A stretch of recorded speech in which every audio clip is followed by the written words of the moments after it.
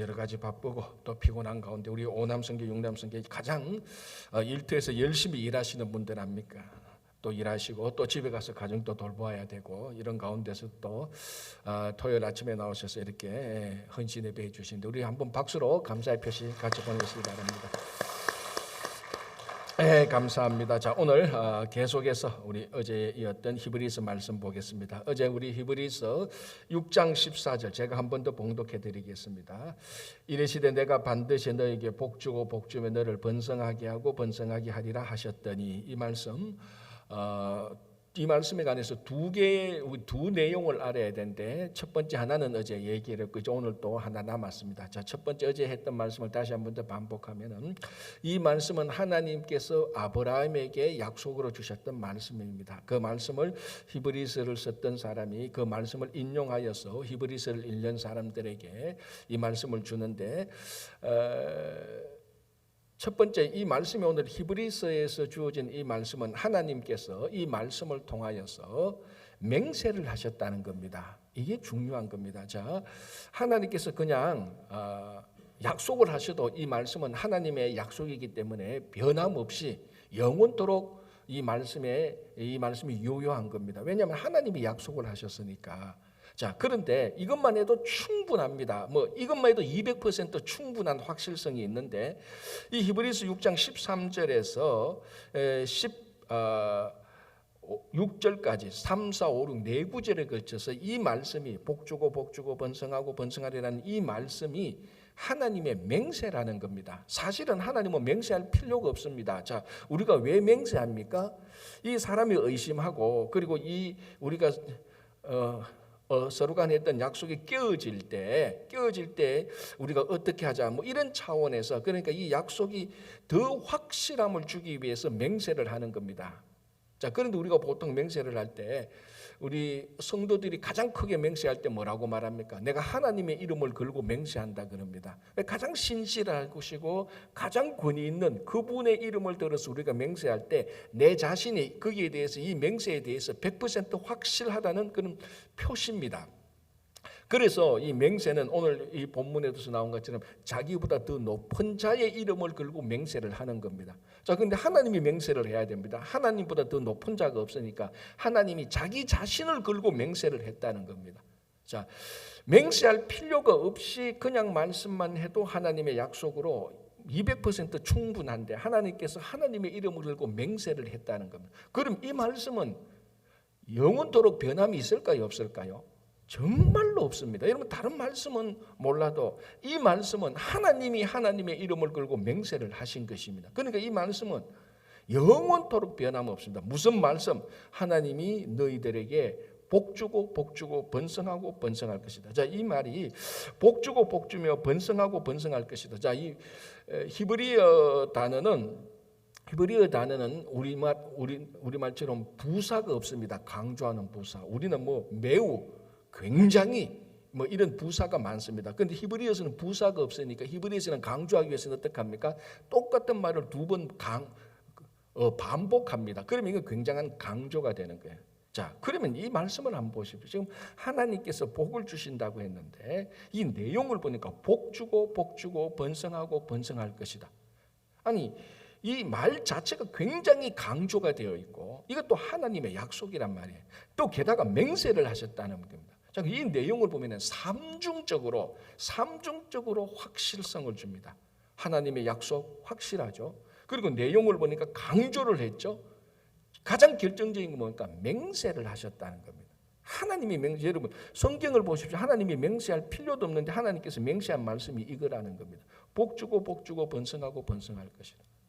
확실한 거죠. 자, 그럼에도 불구하고 이 말씀을 우리가 믿음으로 받지 않는다면 이 말씀은 아무 유익이 없습니다. 우리가 앞에서 봤죠.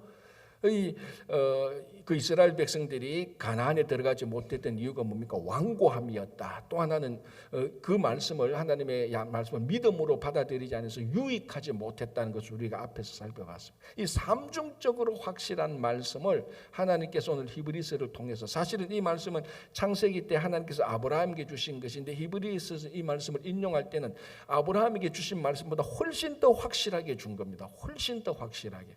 3배 삼중적이 준 건데 이렇게 확실한 말씀도 우리가 믿음이 없으면은 유익이 없다는 겁니다. 여러분 이런 얘기 많이 들어봤죠. 하늘에서 억수같이 소나기가 쳐도 이 그릇을 뒤집어 놓으면 그 안에 그 그릇 안에 물 한 방울 안 들어갑니다. 억수같이 쏟아져도 하늘이 뚜껑이 열어서 물을 퍼부어도 그릇을 뒤집어 놓으면 그 안에 물 한 방울 안 들어가는 거하고 똑같습니다. 삼중적으로 확실한 말씀을 줘도 이거 그냥 기록된 거구나, 내하고 상관없어 이렇게 말하면 정말 상관없는 거다. 안 믿으니까. 그러니까 첫 번째는 이 귀한 말씀을 정말 믿음으로 말미암아 복주고 번성하고 번성하는 삶이 여러분들에게 진짜 이루어지시기를 바랍니다. 자, 이게 첫 번째고요. 자, 또 하나는 이게 또 중요한 거죠. 그러면 하나님께서 우리에게 복주고 번성하고 번성한 것 이것 자체가 복과 번성의 목적이냐? 그렇지 않다는 겁니다. 이거는 우리가 하나님의 자녀로 살아가기 위한 수단이라는 겁니다. 자, 무슨 말씀인가 하면은 우리가 신앙생활하면서 하나님께 받는 복, 번성함이 이것 자체가 목적이 된다면 이건 다 기복주의입니다.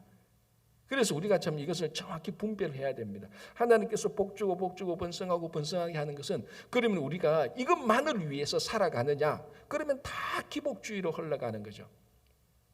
하나님께서 우리에게 복주고 번성하고 번성하는 이 확실한 것은 이런 우리를 높이 올려서 하나님의 나라를 위해서 사용하는 목적이 있다는 겁니다. 그게 더 중요한 겁니다. 그래서 이 말씀에서는 반드시 두 개를 우리가 똑같이 등가를 두고 같이 믿음으로 받아야 됩니다. 첫 번째는 이 말씀이 우리 삶 속에서 이루어지고, 또 하나는 이것 자체가, 쉽게 말하면 출세하고 성공하는 것 자체가 우리 삶의 목적이 아니라는 겁니다. 세상 사람들은 그렇게 살지만 하나님께서 복주고 번성하게 한 목적이 복받고 번성하는 것 자체가 아니라는 겁니다. 하나님께서 우리에게 주신 복과 번성을 통하여서 이 땅에서 하나님의 나라를 이루어지게 하는데 사용하는 겁니다. 자, 가장 대표적인 인물로 뭡니까? 요셉과 다니엘과 에스더와 같은 사람입니다. 제가 이 세 사람을 딱 포인트아웃 하는 이유는 다 이민자들 아닙니까? 요셉 애굽, 다니엘 어디입니까? 바벨론, 에스더 어디입니까? 페르시아. 다 이민자들입니다. 자, 이 사람들은 자기가 올라갈 수 있는, 이민자로서 올라갈 수 있는 위치 최고로까지 다 올라간 사람입니다. 하나님께서 복주고 번성하고 번성해서. 자, 그러면은 하나님께서 요셉을 가나안에서 애굽까지 데리고 가서 정말 상상할 수 없는 기적의 방법으로 하룻밤에 감옥에 있는 죄수에서 국무총리를 올렸습니다. 이거 진급의 단계를 따지면은 역사적으로 이런 케이스가 없었습니다. 여러분 어느 역사를 보십시오. 감옥에서 하루아침에 대제국의, 그 당시 애굽이 최고 제국하면 대제국의 국무총리가 된 겁니다. 왕 바로 다음입니다. 그런 경우는 없습니다. 자, 그래서 하나님께서 이 아브라함의 후손인 요셉에게 복주고 번성하고 번성하게 한 겁니다. 자, 그러면 요셉이 국무총리 하고자 하려고 하나님께서 요셉을 가나안에서 애굽으로 보냈습니까? 아니잖아요. 요셉을 그 높은 위치에 복주고 번성하고 번성하는 목적이 뭡니까? 애굽과 가나안 땅에 기근이 들기 때문에 사람들이 그 기근 때문에 다 굶어 죽을 그 위기에 처해 있는 것을 하나님이 아시기 때문에 그 요셉을 그 높은 데까지 올려놔서 기근이 들 때 애굽을 건져내시고 가나안을 건져낸 겁니다. 요게 하나님 나라를 이루는 목적인데 이 일을 이루기 위해서 요셉이 그만큼 높은 지위에 있어야 된 것을 필요했던 겁니다. 그래서 하나님께서 요셉을 그만큼 올렸던 겁니다. 그래서 요셉은 그렇게 상상할 수 없는 하루아침에 죄인에서 가장 큰 권력, 절대 권력을 가지고 있었어도 요셉은 그 권력을 가지고 자기를 위해서 안 쓰는 거죠. 권력 남용 안 하는 거죠. 돈을 착복하거나 횡령 안 합니다. 권력을 제 마음대로 안 하는 거죠. 그래서 복주고 번성, 이 복과 번성의 목적이 요셉을 통해서 보면은 하나님께서 복과 번성을 준 게 이 일을 하기 위한 것이구나. 자, 다니엘도 보십시오. 다니엘도 그렇지 않습니까? 다니엘도 많은 사람을 옳은 대로 이끌어온 것입니다. 그렇게 하기 위해서 다니엘을 바벨론에 그 지도자 국무총리를 세운 겁니다. 에스더를 보십시오. 삼촌 모르드게가 뭐라고 말합니까? 그 민족이 죽게 되었으니까 삼촌 그 모르드게가 에스더에게 딱 했던 유명한 말이 있잖아요. 네가 왕비가 된 것이 이때를 위함이 아니냐. 정확히 지적합니다. 네가 왕비 된 것이, 그러니까 이 유대인 처녀가 페르시아의 왕비가 된 겁니다. 이 상상할 수 없는 절대 권력이죠. 자, 그러면 네가 이렇게 절대 권력을 갖고 번성하고 복받은 것이 너가 예쁘고 똑똑하고 해서 너 왕비로서 추앙받기 위해서 모든 사람들에서 존경받고 추앙받기 위해서 이렇게 된 줄 아냐? 그거 아니다. 우리 민족이 지금 몰살하기 직전인데 하나님께서 이 몰살하기 직전 이 민족을 구해내기 위해서 이 때를 위해서 이것을 위해서 네가 왕비된 거 아니냐? 정확히 지적하는 겁니다. 그러니까 요셉이 국무총리가 된 건 뭡니까? 그 애굽의 기근이 될 때 이때를 위함이 아니냐? 그거를 위해서 하나님께서 복주고 번성하고 번성하는 것입니다. 그래서 이 본문에서 우리가 두 가지를 정확히 어느 하나 그 무게를 달리해서는 안 됩니다. 첫 번째는 하나님께서 복주고 번성한 것은 확실한 거다. 하나님께서 맹세하셨으니 이건 얼마나 확실한 거면 확실한 거다. 자, 요것만 끝나면 다 기복주의로 가는 겁니다. 절대로 여기서 끝나서는 안 돼요. 두 번째는 뭡니까? 왜 하나님께서 하나님의 자녀를 그렇게 높이 올리고 복주고 번성하게 하느냐는 겁니다. 왜? 그 신분과 출세와 성공이 목적 그 자체가 목적이 된다면요. 그거 다 우리 구약의 이방 종교 우상 섬기는 거하고 똑같습니다. 그 모습이 약간 더 번지르할 뿐이지. 우리는 그게 아닙니다. 그래서 이것을 위해서 하나님 나라에서 사용할 때 하나님께서는 계속해서 우리에게 필요한 신분과 그 위치와 그 권위와 물질과 어떤 권력들을 다 주는 겁니다. 그래서 어떨 때는 저는 늘 이렇게 생각합니다. 한 사람의 성도가 저렇게 높이 올라갈 수 있는 것은 그 높이에 올라가서도 자기를 위해서 이기심을 위해서 탐욕을 위해서 쓰지 않을 만큼 훈련이 되었기 때문에 그 높이에 또 올리는 것입니다. 그래서 우리가 이 말씀을 볼 때 정말로 하나님께서 우리들에게 주신 이것이 우리들에게 주신 말씀이다라고 우리가 받기를 바랍니다. 자, 그리고 또 하나 이제 더 중요한 게 나오는데요.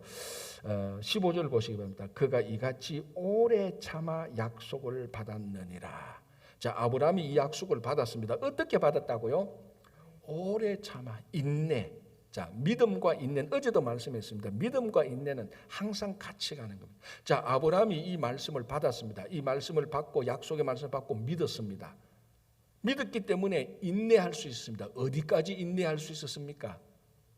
아브라함이 우리 생애를 볼 때 죽기까지 인내했어요. 자, 우리가 이 말씀은 아브라함에게 주신 것이고 우리가 창세기를 통해서 너무 잘 알고 있듯이 하나님께서 아브라함에게 하늘의 별을 보라. 바다의 모래를 보라. 이 하늘의 별처럼 바다의 모래처럼 너의 자손을 많게 할 것이다. 그런데 실제로 아브라함이 죽기 전까지 아브라함에게 준 약속의 자손은 고작 이삭 하나였어요. 물론 하갈을 통해서 이스마엘이 하나 있었지만 뭐 굳이 따진다 하면 또 둘이라고 우리가 볼 수 있죠. 그러나 하나님의 약속 자손 한 명입니다. 하늘의 별이 하나입니까? 바다의 모래가 하나입니까? 아니잖아요. 실제로 아브라함의 인내는 자기 죽을 때까지도 딱 한 명 약속의 자손 보고 하나님께서 하늘의 별처럼 바다의 모래처럼 번성케 할 것이라는 것을 놓지 않았습니다. 그러면 아브라함의 인내는 사실은 자기 당대에 끝나는 것이 아니라 그 다음 당대. 그래서 성경을 통해서는요, 이 성경의 역사를 쭉 보면 아브라함이 하늘의 별처럼 바다의 모래처럼 이것이 가시적으로 이루어진 것이 사실은 언젠가 하면요, 출애굽할 때예요. 출애굽할 때 남자만 해야 되는데 60만 명. 이게 전부 다 누구 자손이에요? 아브라함 자손이에요. 그러니까 아브라함이 약속을 받고 몇 년 뒤에 이루어집니까? 최소한 이 성경을 모르니까 대답을 못하는 거잖아요. 좀 대답을 해야 이게 새벽이 좀 재미가 있는데 최소한 몇 년인가? 최소한 400년은 지난 거 아닙니까? 이스라엘 백성들이 애굽에서 종살이 400년 하고 난 다음에 나왔어요. 그러니까 이게 최소 400년이고 또 아브라함부터 요셉까지 또 이 카운트하면 또 한 몇 년입니까? 또 한 그 100년은 더 지나가잖아요. 한 500년은 본 겁니다. 그러니까 하나님께서 아브라함에게 준 이 맹세를 한 약속이 500년 뒤에 이루어지는 거예요. 그러면 우리가 500년 참으면 내 인생 끝나겠네. 예, 끝나는 거 맞아요. 끝나는 거 맞아요. 그러나 우리가 살아가는 신앙의 시간은 영원하신 하나님을 보기 때문에 우리는 내 당대에 끝내는 것으로 세상 사람처럼 끝내는 것으로 신앙 끝내야 되는 게 아니죠. 그래서 우리는 우리 자손에 대한 관점이 다르는 겁니다. 우리는 우리 자손이 뭡니까? 하나님께서 우리가 가정을 이루고 우리 자손에게 주지만 이 자손은 또한 이 신앙을 계속해서 이어받아야 될 우리 믿음의 후손들인 거예요. 그래서 이 믿음의 후손들이 하나님께서 우리에게 주신 것이 우리 믿음의 후손들을 통하여서 어쩌면 하나님께서 우리 이민자 다 1세대들 아닙니까? 다 1세대 우리들에게 주신 하나님 각각의 약속이 여러분 되게 죄송하지만 우리 당대에 안 끝날 가능성도 충분히 있어요. 너무 서운해하지 마세요. 그런데 이게 진짜 믿음이 있으면요 서운하지 않아요. 진짜 믿음이 있으면 우리의 삶의 관점은 영원이니까 이 땅에서 살지만 우리가 80년, 90년 뭐 요즘 뭐 100년 이렇게 산다 할지라도 하나님 보실 때는 한 경점에 불과한 거 아닙니까?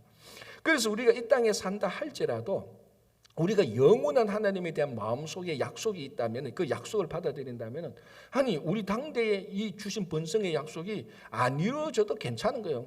약간 더 아니 하루 참는 거하고 이틀 참는 거하고 별 차이 없잖아요 우리에게는. 그런데 우리는 여전히 이 모든 것을 우리 당대에 아니 당대는 뭐 당대입니까? 오늘 기도하면 내일 당장 이루어져야 될 것처럼 그렇게 조급하게 살아가는 겁니다. 그 조급하게 살아가는 게 뭐냐? 아직 믿음이 없고 인내가 없기 때문인 겁니다.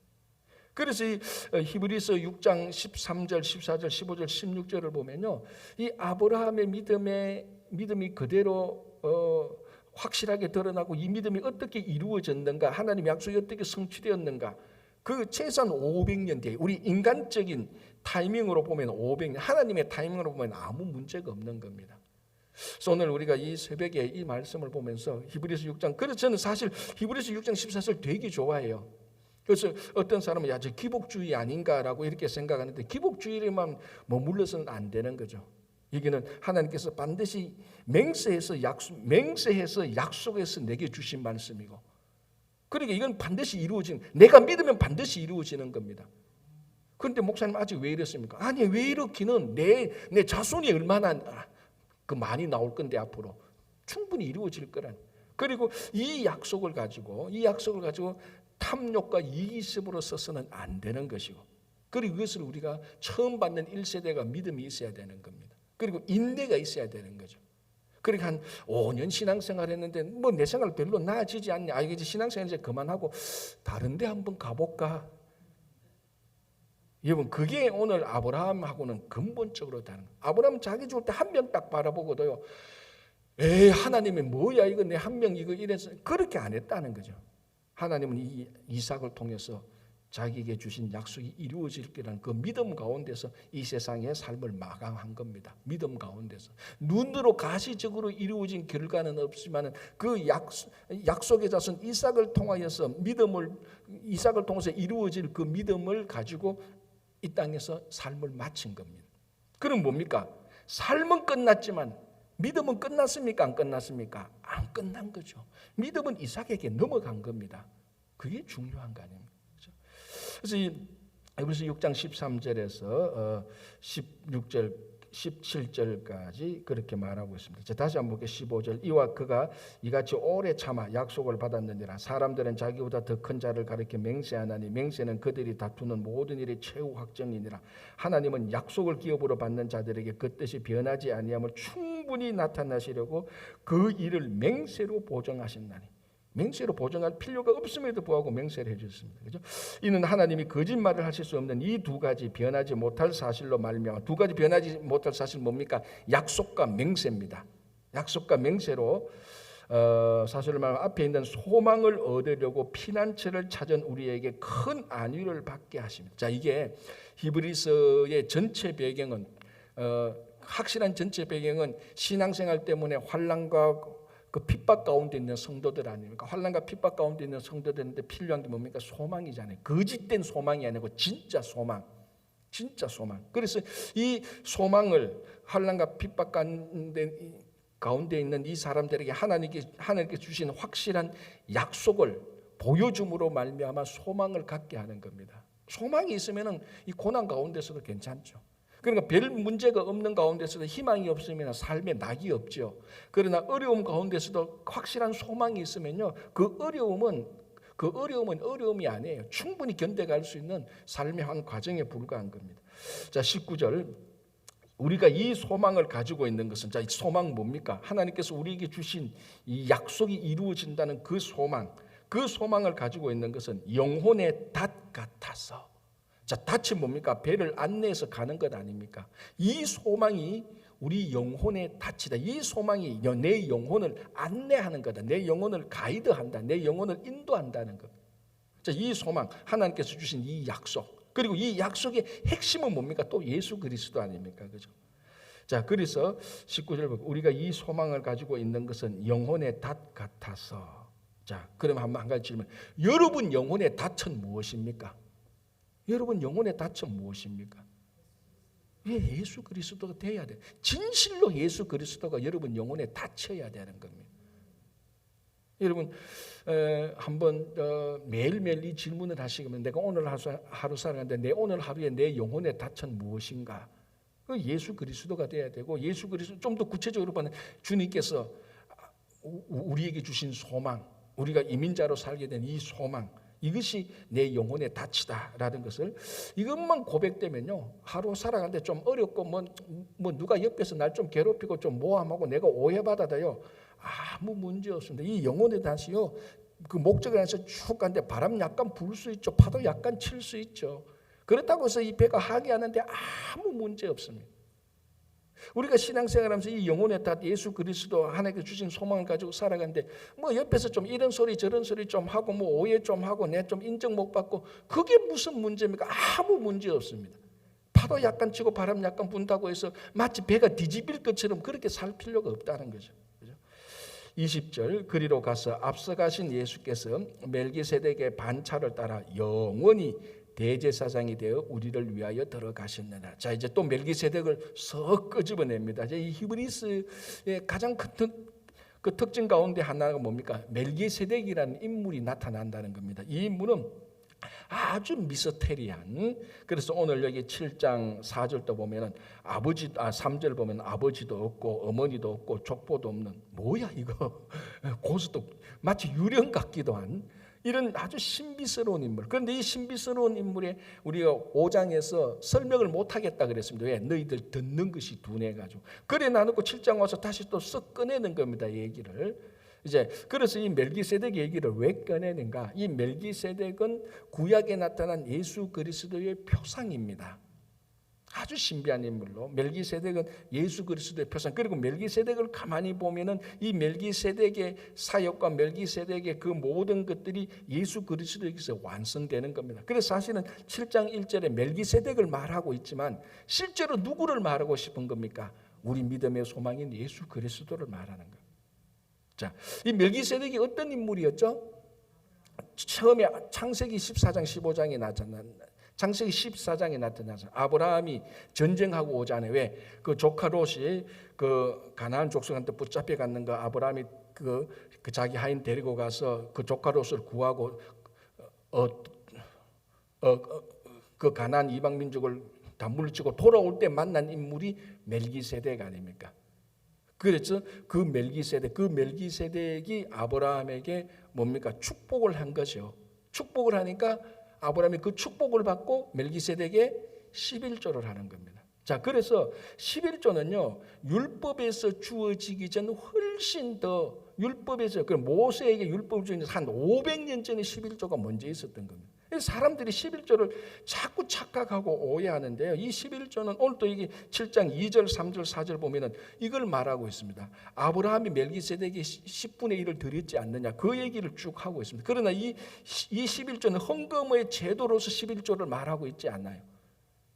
뭡니까? 이 멜기세덱이 아브라함에게 축복을 했습니다. 그 창세기 14장도 보면은 먼저 멜기세덱이 나타나서 아브라함에게 축복을 합니다. 아브라함이 그 축복을 받은 게 너무 감사해가지고 자기가 방금 전쟁하고 왔는데 전쟁에서 그 가지고 온 그 노획물이 그의 10분의 1을 드린 겁니다. 자, 이 순서가 굉장히 중요한 겁니다. 무엇이 먼저 있었습니까? 아브라함을 향한 멜기세덱의 축복이 먼저 있었어요. 자, 축복이 있었다는 것은, 자, 오늘 여기도 보십시오. 7절 보시기 바랍니다. 7장 7절. 논란의 여지 없이 낮은 자가 높은 자에게서 축복을 받느니라. 누가 누구에게 축복을 받았습니까? 아브라함이 멜기세덱에게 축복을 받았어요. 누가 높은 자예요? 멜기세덱이 높은 자예요. 자, 그리고 또 하나는 창세기 10장에 보면 멜기세덱이 먼저 높은 자가 먼저 나타나서 먼저 축복을 한 복을 준 겁니다. 그걸 아브라함이 받아서 거기에 대한 감사로 10분의 1, 11조를 드는 겁니다. 이게 율법이 나타나기 전에, 율법의 11조 나타나기 전에 500년 전, 최소한 500년 전 이야기예요. 여기에 확실한 이 11조의 의미가 있는 겁니다. 그러니까 11조는 감사예요. 감사, 축복에 대한 감사입니다. 그렇죠? 자, 이제 그러는 가운데 이 멜기세덱이 나타나는데 7장 1절, 이 멜기세덱은 살렘 왕이에요. 살렘 뜻이 뭡니까?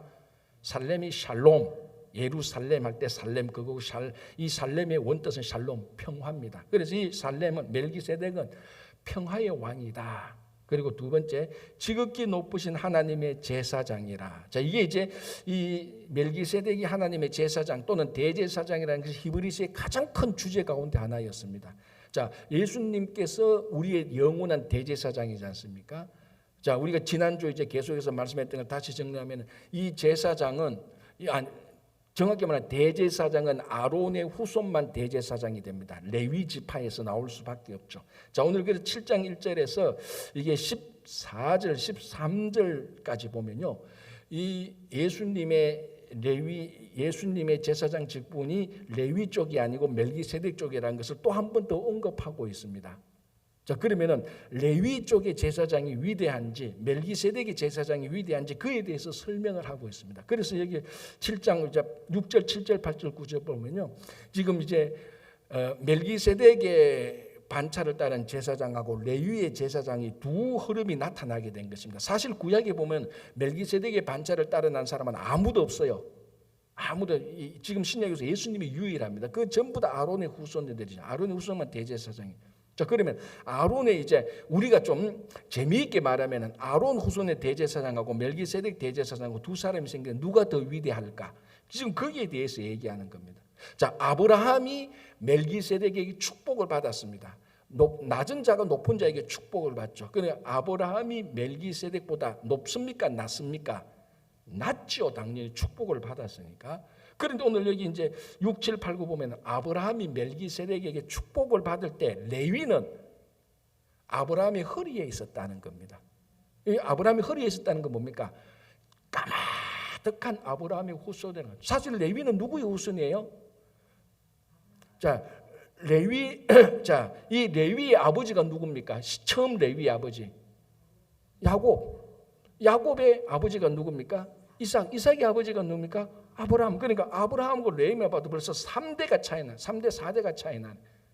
그러니까 아브라함이 멜기세덱에게 낮은 자가 되어서 그에게 축복을 받고 제사장, 멜기세덱 대제사장에게 축복을 받고 있을 때 레위는 이삭을 거치고 야곱을 거쳐서 나온 게 레위입니다. 그 표현을 가지고 자 10절 보시기 바랍니다. 이는 멜기세덱이 아브라함을 만날 때 이 레위는 만날 때에 레위는 이미 자기 조상의 허리에 있었다. 이게 레위예요. 이 레위에서 나온 제사장하고 이 아브라함이 축복을 받은 멜기세덱의 제사장하고 급수를 따진다면 비교할 수 없을 정도로 차이 나죠. 예수님은 무슨 제사장? 멜기세덱의 반차를 받은 제사장. 이 제사장이 구약의 아론의 후손으로 받은 어떤 제사장보다 더 위대하다. 그래서 우리가 앞에서 했던 것을 이 멜기세덱을 자세히 설명하면서 다시 말합니다. 예수 그리스도는 영원한 우리의 대제사장. 자, 대제사장이 왜 중요합니까? 대제사장은 1년에 한 번 지성소에 가서 이스라엘 백성들의 죄를 다 용서해 주시는 겁니다. 영원한 대제사장 예수는 이제는 1년에 한 번씩 지성소로 들어갈 필요 없이 그 자신이 대제사장이 되고 그 자신이 제물이 되어서 언제든지 누구든지 어디서든지 예수의 이름으로 하나님께 나가는 겁니다. 여러분, 이거는 구약 전체의 제사의 모든 제사의 가장 혁명적인 겁니다. 혁명이란 말은 좀 그렇지만 모든 제사의 가장 완성입니다. 여러분, 제사 가운데 가장 신비하고 가장 고귀한 제사가 대속죄일에 대제사장이 1년에 한 번 지성소 들어가서 모든 이스라엘 백성들의 죄를 용서해 주는 겁니다. 이게 가장 큰, 이게 욤키파 속죄일 대속죄가 일어나는 겁니다. 이것을 예수 그리스도께서 완성해 버렸어요. 완성. 자, 그래서 보십시오. 6장 12절 보시기 바랍니다. 제사 직분이 바꾸어졌은즉 즉 율법도 반드시 바꾸어진다. 여러분, 율법의 핵심이 뭔 줄 압니까? 제사예요. 율법의 핵심이 제사입니다. 율법에서 제사 빼면요, 껍질만 남을 정도로 제사가 중요합니다. 자, 레위기 율법의 핵심은 뭡니까? 제사잖아요. 자, 이 제사를 지내는 사람은 제사장입니다. 그와 관련해서 제물이 들어가는 거죠. 그런데 이것이 멜기세덱의 반차를 따라서 나온 예수 그리스도의 대제사장으로서 아론 후손의 제사장을 다 완성시켜버렸어요. 이제 제사 직분이 바뀌었습니다. 율법도 바뀌어야 됩니다. 어떻게 바뀌었냐? 제사 직분이 완성되었으니까 율법도 완성되는 겁니다. 누구를 통해서? 예수 그리스도를 통해서. 이 히브리서는 그거를 말하는 거예요. 그래서 히브리서의 별명이 구약의 레위기라고 말을 하고 있는 거예요. 지금 사실은 그거 얘기하는 겁니다. 7장 1절에서. 자, 간단 한두 개만 더 볼게요. 7장 1절. 이 멜기세덱은 살렘 왕이요 평화의 왕입니다. 지극히 높으신 하나님의 제사장이라 여러 왕을 쳐서 죽이고 돌아오는 아브라함을 만나 복을 빈 자라. 이게 아까 창세기 14장에 나온 거죠. 그래서 멜기세덱이 아브라함에게 복을 주신 것입니다. 이게 영원한 멜기세덱의 제사장에서 예수 그리스도께서 우리에게 복을 주시는 거죠. 평화를 주시고 우리에게 의롭게 하는 겁니다. 그래서 2절에 보면은 아브라함이 모든 것의 10분의 1을 그에게 나누어 주니라. 그 이름을 해석하면 먼저는 의의 왕이요 그 다음은 살렘 왕이니 곧 평강의 왕이라. 그러니까 이 멜기세덱은요 왕이면서 동시에 제사장이죠. 분명히 왕이라고 말하면 무슨 왕? 평강의 왕, 의의 왕. 이 멜기세덱의 뜻은 멜기라는 이 히브리의 뜻은 왕이라는 말이고요. 세덱은 체데크에서 이게 의라는 뜻입니다. 그러니까 멜기세덱 자체가 의의 왕이라는 뜻이에요. 멜기가 왕, 세덱이 이게 의 그 뜻입니다. 물론 단어 그 어근이 똑같은 거 여기서 모음 약간 바뀌면 이 세덱이 체데크로 발음 나고 뭐 그런 건데 이런 건 하나도 안 중요하고 세덱은 의고 멜기는 왕이 그 의의 왕이에요. 예수 그리스도께서 우리의 의 아닙니까? 그래서 우리가 이 땅에서 살아갈 때는 우리는 반드시 의롭게 살아야 됩니다. 자, 이 의로운 것이 뭐 사회적인 공의와 정의 그런 것도 포함하지만 가장 기본적으로는 하나님 앞에서 의롭게 살아야 되고 우리 삶이 의로워야 됩니다. 그 우리 삶이 의롭게 되는 삶의 표준이 뭐냐? 미국 헌법이냐 행법이냐? 물론 우리가 그거 다 지켜야 되죠. 그러나 더 근본적인 의는 예수 그리스도입니다. 그래서 우리가 살아갈 때 가장 근본적으로 우리의 성도가 살아갈 때 이게 법이 어떻게 되지? 이거 중요하죠. 그러나 그 너머에 있는 건 예수님이 어떻게 하시라고 했지? 그게 우리 삶의 의의 기준입니다. 훨씬 더 우리 성도의 기준은 미국이나 한국이나 이 법보다 뛰어난 하나님의 법이 있는 겁니다. 왜? 우리는 하늘나라 시민권을 가진 또 사람들 아닙니까? 그렇죠? 그래서 의의 왕입니다. 그래서 그 예수 그리스도의 의가 우리 삶의 영원한 기준이 되어서 살아가는 겁니다. 자, 이제 그렇게 해서 7장 1절부터 18절까지 19절 마지막으로 19절 하나 간단하게 보겠습니다. 율법은 아무것도 온전하게 못할지라. 자, 여기에 담겨져 있는 지금까지 한 이 의미로 다 담겨진 건 뭡니까? 율법으로 된 제사장은 누굽니까? 아론 계통의 제사장이에요. 한국 뭐 있습니까? 이스라엘 백성들의 죄를 용서해서 이스라엘 백성들이 하나님께 온전히 썼습니까? 아니지 않습니까? 다 망하지 않습니까? 자, 이게 율법은 아무것도 온전하게 못한다. 율법은 근본적으로 우리를 온전하게 하는 게 아니에요. 우리가 온전하지 못하다는 것을 보여주는 것이지. 율법은 아무것도 온전하게 못한다. 해석하자면 아론의 제사장은 결국 실패했다 이 말입니다. 자, 이에 더 좋은 소망이 생기니 무슨 소망? 멜기세덱의 반차를 따는 영원한 제사장 예수 그리스도. 더 좋은 소망이 생기니 이것으로 우리가 율법이 아니고 아론의 제사장이 아니고 이것으로 더 좋은 소망 멜기세덱의 반차를 따는 영원한 제사장 이것으로 우리가 하나님께 가까이 나간다는 것은 완전히 못 나가는 그러면 하나님께 나간다는 겁니다. 자, 대제사장이 하는 역할이 뭡니까? 죄인된 우리를 하나님과 연결시키는 거 아니고 브릿지 역할은. 아론은 우리를 하나님과 연결시키는데 실패했어요. 율법이 실패한 것처럼. 그러나 영원한 제사장 멜기세덱의 반차를 따는 대제사장 예수 그리스도는 우리를 하나님께 인도하는 겁니다. 이게 우리의 소망입니다. 이 땅에 살면서 이게 우리의 소망입니다. 이 소망이 내 모든 말과 행동과 생각의 가장 기초가 되고 기준이 되고 삶의 목적이 되는 겁니다. 그래서 우리가 일터에서 무슨 일을 하든지 가정에서 어떤 때든지 우리 삶의 가장 기초가 영원한 대제사장, 우리를 하나님께로 완전히 인도하시는 우리의 소망 되신 예수 그리스도가 되시기를 간절히 바랍니다. 기도하겠습니다. 하나님 아버지 감사합니다. 이 아침에 우리가 아버지 하나님 잠을 줄이고 피곤함을 물리치고 이곳에 나와서 오남선교회 육남선교회 헌신 예배에 함께 동참하여서 주님의 말씀을 나눕니다.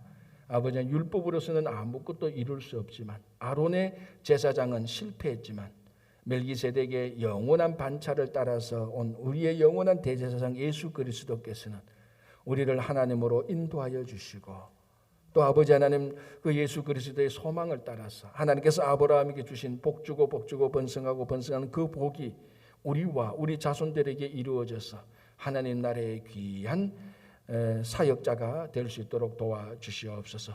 오늘도 특별히 헌신 예배를 드리는 오남선교회 육남선교회 위에 그들의 기도를 들으시고 가정과 일터 위에 복 위에 복을 번성 위에 번성을 더하여 주시옵소서. 교회 여러 사역들 주님께서 끝까지 인도하여 주시고 또 어제 날짜로 선머스쿨이 잘 마무리된 것을 하나님께 감사드리며 수고한 손길에도 함께하고 이제 곧 있을 또 이번 주일 내일부터 시작하게 될 중고등부 수련회 위에도 그리고 또 여름 성경학교에도 주님께서 함께하여 주시옵소서. 감사하오며 예수님의 이름으로 기도하옵나이다. 아멘.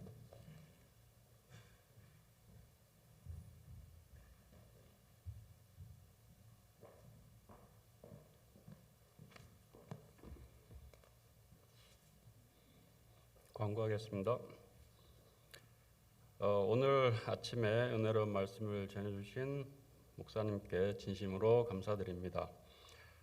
그리고 헌신 예배 순서를 맡아주신 모든 분들과 또 참석하신 우리 회원분들 진심으로 감사드리고 특별히 아침 간식을 준비해 주신 분들께 감사드립니다. 그리고 오남선교와 육남선교가 섬기고 있는 원주민 선교지 인도 캐시미르 선교지를 위해서 기도해 주시고 또 사역하시는 목사님을 위해서도 많이 기도해 주시기 바랍니다. 오남 육남 선교와 회원들의 가정과 직장, 사업장, 특별히 육남 선교회는 아직 어린 자녀들이 많이 있는데 그 아이들이 믿음 안에서 잘 성장할 수 있도록 기도해 주시기 바랍니다.